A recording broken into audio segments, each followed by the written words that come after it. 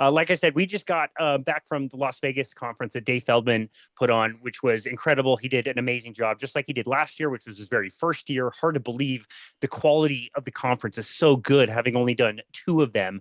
And as part of that, you were involved in the conference in I would say, a very friendly and cordial debate, which I really loved and appreciated. You and I talked after that debate, and talked about the content that was shared around on that stage. And I think that'll be an awesome topic for discussion today. But before we do, I just want to know if you have any other highlights or anything that stood out from that conference, including the premiere of the Cholesterol Code movie. Well, I think it's also fair to point out that one of the reasons that it's such a wonderful event is because of the work of Sharon, making sure everything runs smoothly and she's got it all organized. And like many of us, Dave married up. Well said. Um, yeah, I don't know if there's going to be another one. If there is, go. That's the shortest thing. It's a worthy cause. And yes, watching the documentary was a great way to start it the night before everything kicked off, to see that journey. And I guess, there's something that's kind of bugged me all the way along. And that would go back to 2007. But basically, here's this huge community of people who, by all measures save one, are getting healthier or are healthy, right? They're improving their health, or they're physically fit, or what have you. And yet there's this one thing, and it freaks everybody out. And we really don't know as much about it as we think we do when everybody freaks out about LDL cholesterol. And so here is this engineer who came into this space because of his personal experience. I'm speaking, of course, of Dave Feldman. And I remember him showing up at one of the meetings in Colorado when he had his first spreadsheet, and he was showing his first data and the first inversion where and he was just showing it to anybody, and I remember when our little boy Dave, and to see what he's accomplished can serve as an encouragement to us all. And to have a small idea of what he's faced and gone through and accomplished.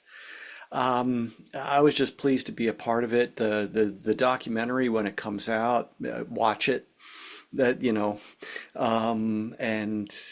looking forward to watching it again, because I'm sure I missed things going through it. Yeah, I was fortunate enough to stay with Robin Dobbins, who was featured in the documentary along with her family, Matt Dobbins. The three of us have become quite close over the years attending these different low carb conferences. And luckily, they were able to bring their daughter, who was also featured in the documentary.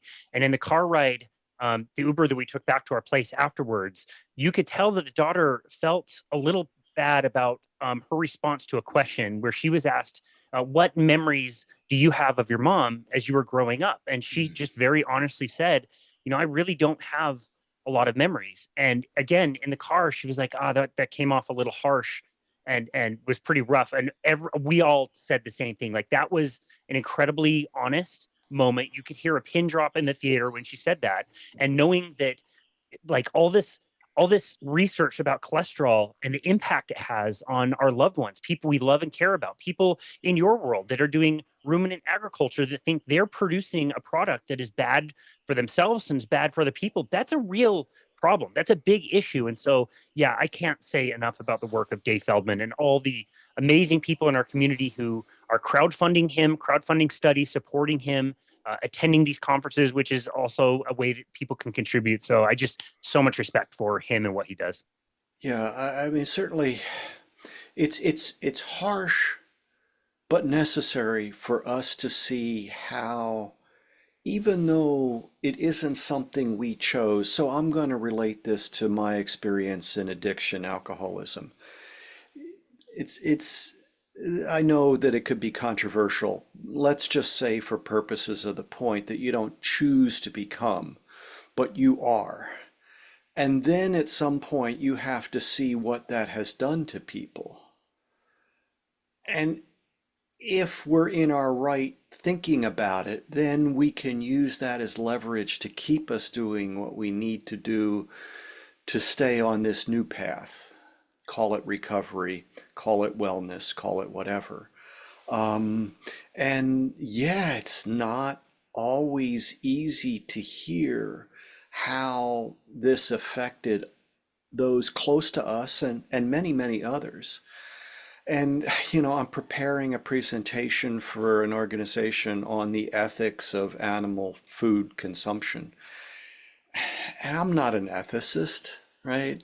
Um, on the other hand, I have a hard time talking about ethics at the same time that I'm talking about a situation where there's so many misinterpretations, misstatements, outright falsehoods, and human lives are being diminished. Right? You can tell when idols are being worshipped because people get sacrificed. And this is going on right now.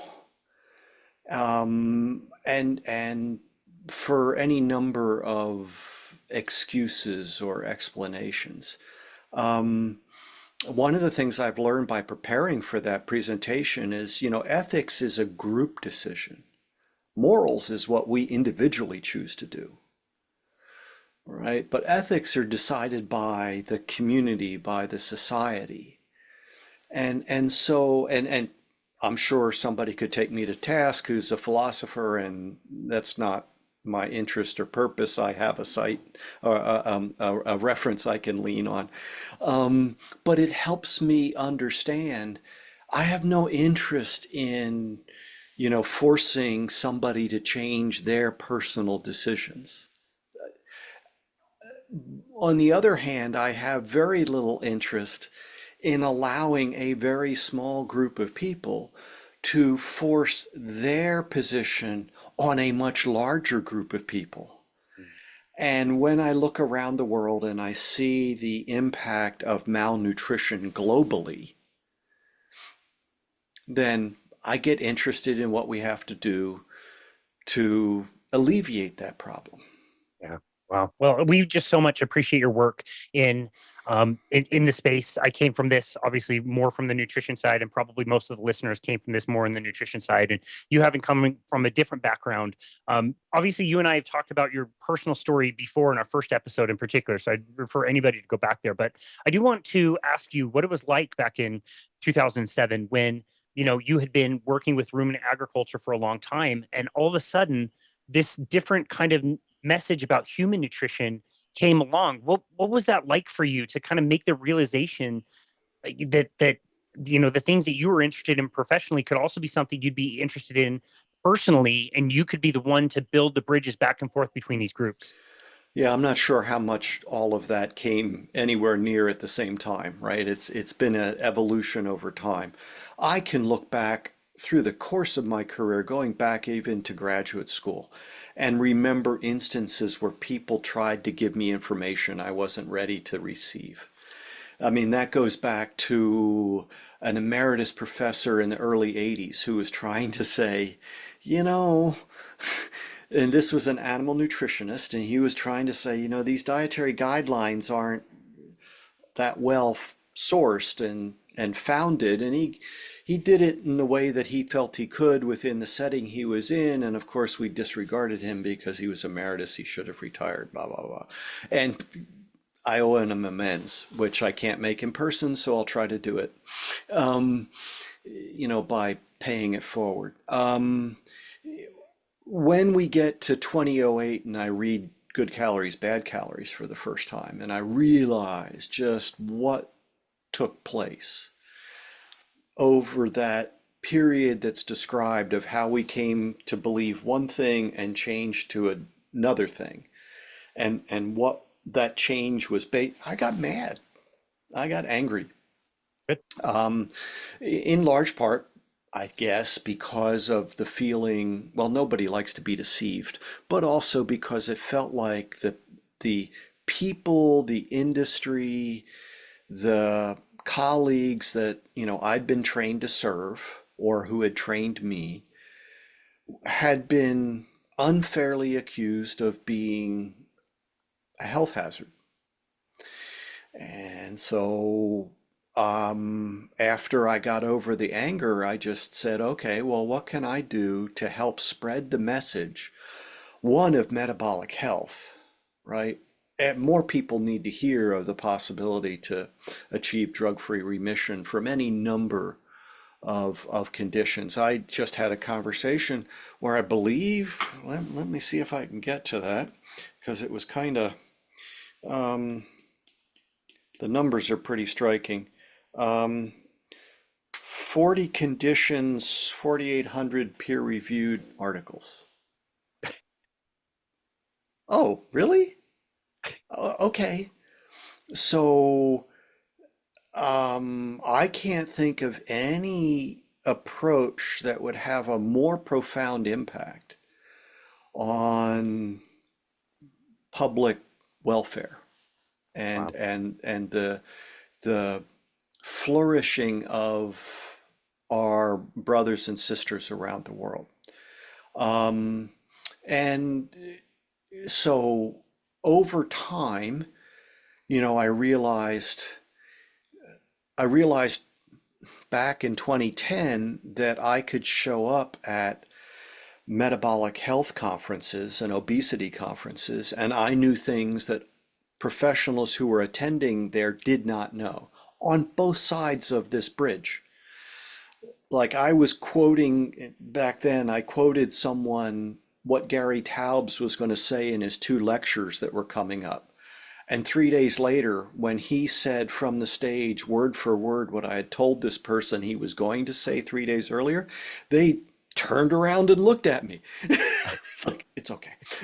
Um, and then we had the conversations, and they found out what a ruminant was and what forage was and why that's important and why I'd be there, and we had conversations about that. So I realized that I could be this person that stood between various disciplines and help sort of connect. Um, because part of our journey as we go through graduate school or professional training is we tend to learn more and more about a narrower and narrower subject until we've built this great silo, we've lost the connections. And then I heard a professor from Germany say we need to stop building silos and start building lighthouses.